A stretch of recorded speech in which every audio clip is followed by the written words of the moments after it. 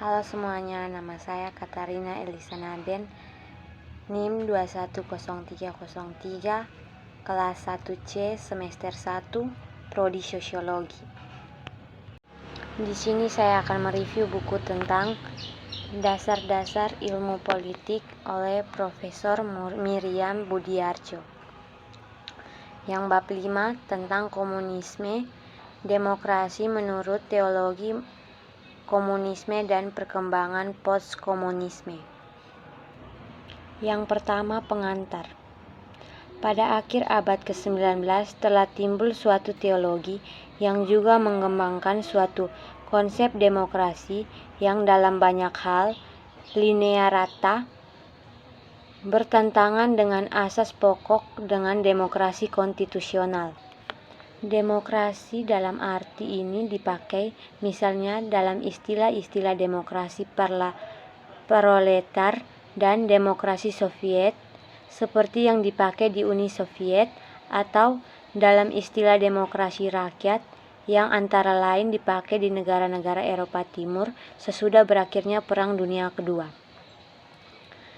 Dan dalam dekade 50 telah timbul istilah demokrasi nasional yang dipakai dalam hubungan-hubungan negara baru di Asia dan Afrika.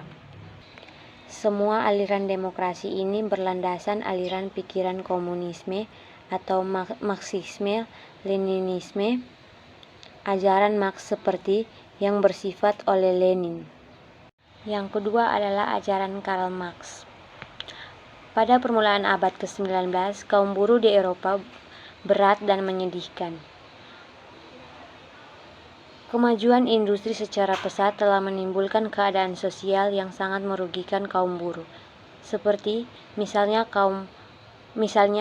upah yang sangat rendah, jam kerja yang panjang, tenaga perempuan dan anak yang disalahgunakan sebagai tenaga murah, keadaan di dalam pabrik-pabrik yang membahayakan dan mengganggu kesehatan.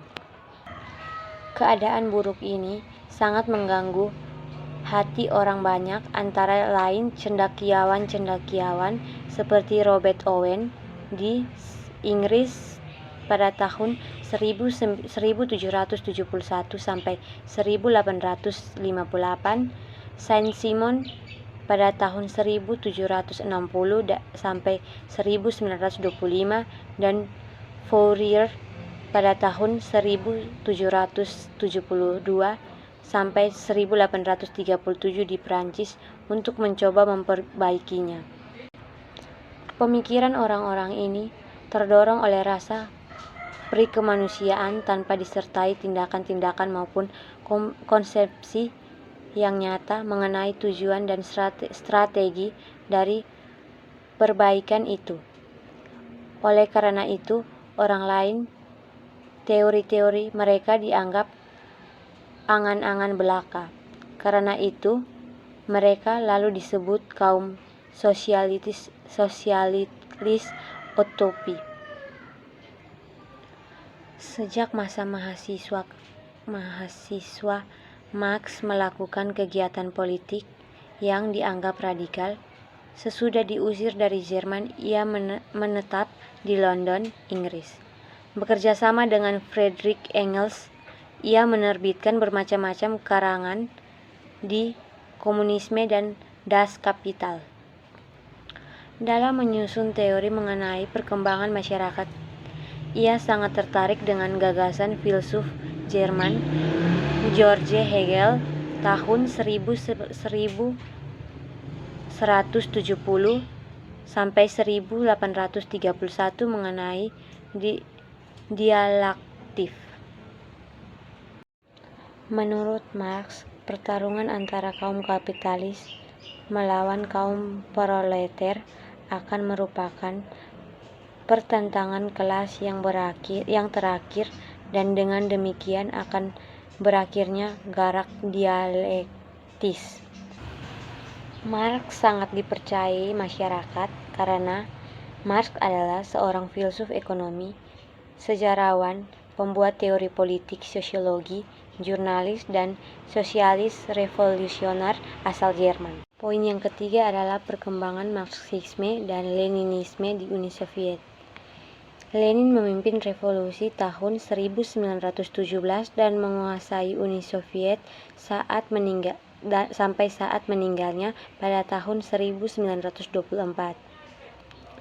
Revolusi ini berhasil berbentuk diktator proletariat seperti yang dibayangkan Karl Marx.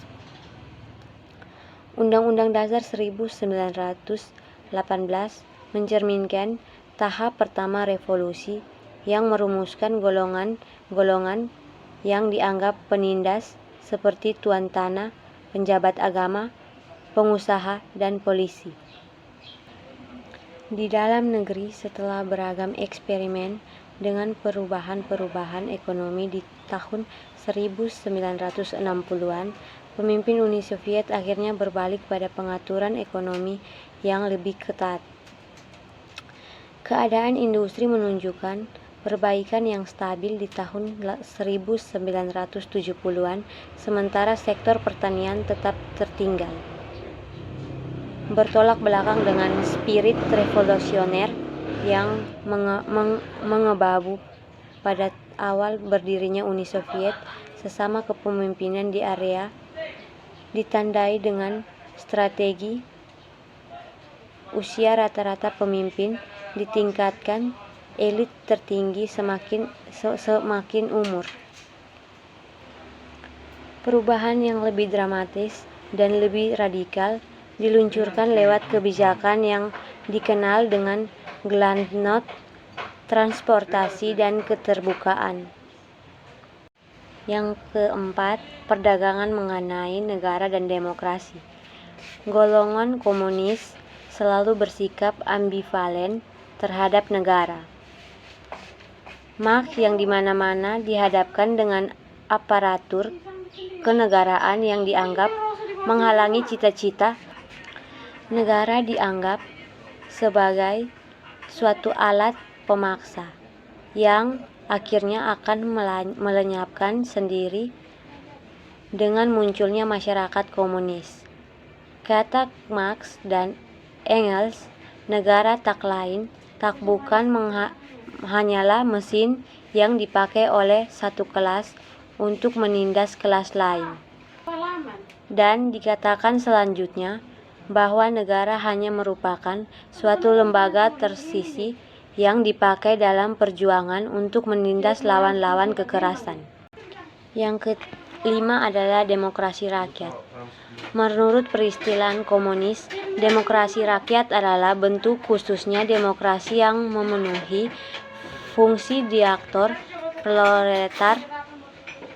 Bentuk-bentuk ini tumbuh dan berkembang di negara-negara ekonomi timur seperti Cekoslovakia, Polandia, Hungaria, Rumania, Bulgaria, dan Yugoslavia, serta Tiongkok. Demokrasi nasional.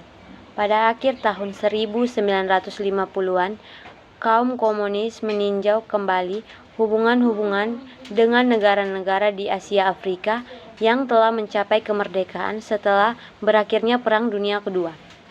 Yang terakhir, kritik terhadap komunisme dan runtuhnya kekuasaan komunis.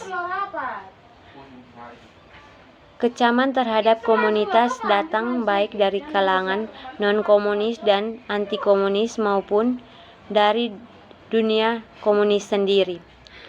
Dari dunia non-komunis, kritik terutama ditunjukkan kepada unsur paksaan dan kekerasan kepada pembatasan kebebasan-kebebasan politik.